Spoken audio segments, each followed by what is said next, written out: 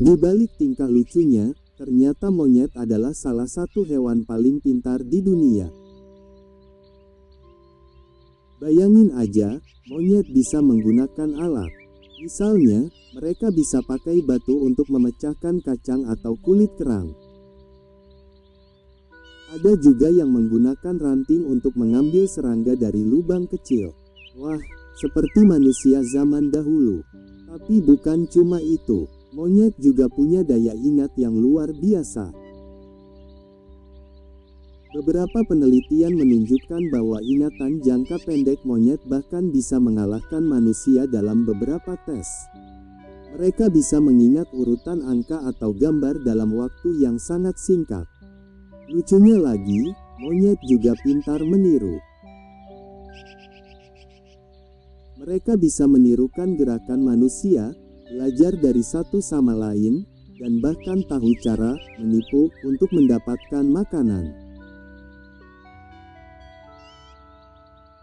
Misalnya, pura-pura tidak melihat makanan, lalu mencurinya diam-diam saat yang lain lengah. Dan tahu nggak, monyet juga bisa mengenali wajah. Mereka tahu mana teman, mana musuh, bahkan bisa ingat wajah manusia yang pernah mereka lihat. Kepintaran mereka nggak cuma soal alat dan ingatan. Mereka juga punya struktur sosial yang rumit. Mereka bisa membentuk ikatan, bekerja sama, dan bahkan punya cara berkomunikasi lewat suara dan bahasa tubuh. Jadi, jangan remehkan monyet.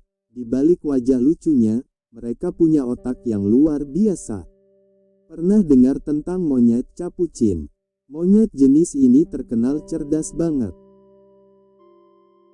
Mereka bukan cuma pakai batu buat memecahkan kacang, tapi mereka juga tahu memilih batu yang paling cocok, seperti koki memilih pisau terbaiknya.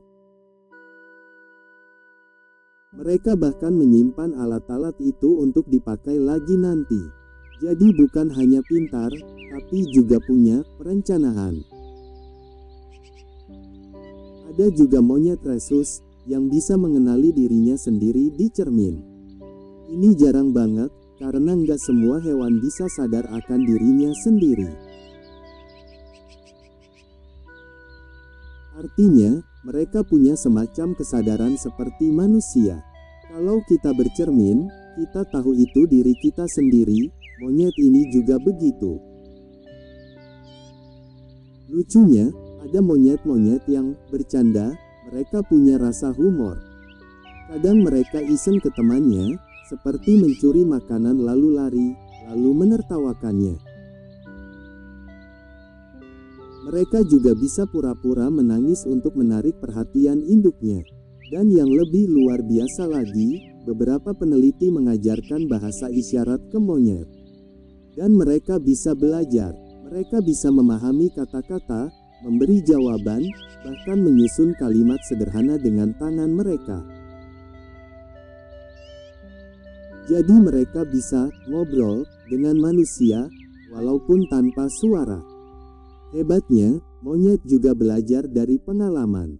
Misalnya, kalau mereka pernah mencoba sesuatu dan gagal, mereka bisa mencoba cara lain. Itu namanya pemecahan masalah. Mereka tidak hanya mengandalkan naluri, tapi juga logika. Kita pikir, cuma manusia yang bisa belajar lewat contoh dan pengalaman. Tapi ternyata, monyet juga bisa. Mereka mengamati, menganalisis, dan mengambil keputusan.